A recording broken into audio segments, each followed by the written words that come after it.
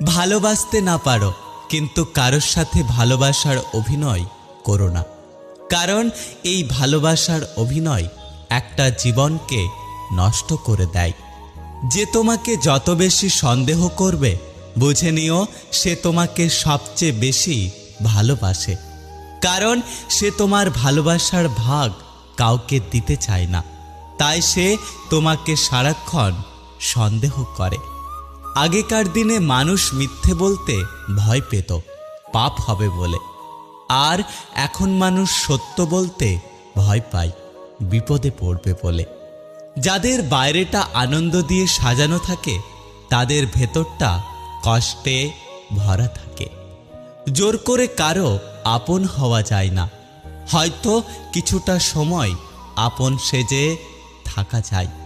যারা আমাকে ঘৃণা করে তাদেরকে ঘৃণা